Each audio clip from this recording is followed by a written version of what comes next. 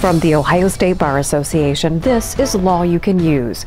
Are potential employers getting too much personal information from social media sites? With attorney John McKenzie with the Akron labor and employment law firm Kastner, Westman & Wilkins. How are employers using social media in the hiring process? Employers are going to social media, several different types of websites that potential employees, candidates are involved in to do references, do background searches in lieu of doing them through a personnel officer on board or through a third-party reference company. How widespread is the use of social media as a hiring tool? Well, in 2009, almost 50% of employers were using social media as a hiring tool. As employees, candidates, individuals tend to increasingly use social media websites themselves, I think you're going to see an increasing number of employers going to those sites as well. What social media content can employers not consider when making a hiring decision? Employers do not want to be familiar with their applicants' religious persuasions, whether they have any sort of disability, whether their family members have any sort of disability history.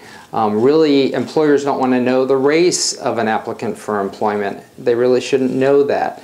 This is all based on federal and state laws. So, to the extent an employer or potential employer is going to social media sites and seeing pictures of individuals that identify their race or other sorts of postings or discussion about clubs they're involved in or churches they're involved in, etc., they really don't and shouldn't have exposure to that information. What are some best practices for hiring managers who are using social media sites to screen applicants? If an employer or potential employer is going to go to a social media website to look up information on candidates that they wouldn't ordinarily get through the application process, they really need to be careful that they're doing it across the board with every applicant, that they are consistent in that regard, that in other words, they're not picking out certain candidates to check out online. They should be consistent about that. The hiring manager, the one who's actually looking at the information, probably shouldn't be the one doing the social networking culling, because those people, I think, are automatically going to be exposed to protected personal information.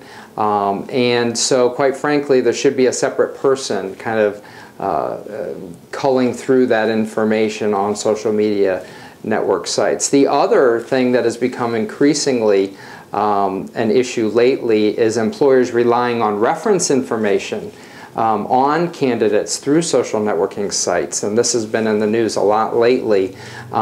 They don't know if that is reliable reference information, if it's just a friend of the candidate posting that reference information, so they really should be cautious about adopting reference information from social media sites.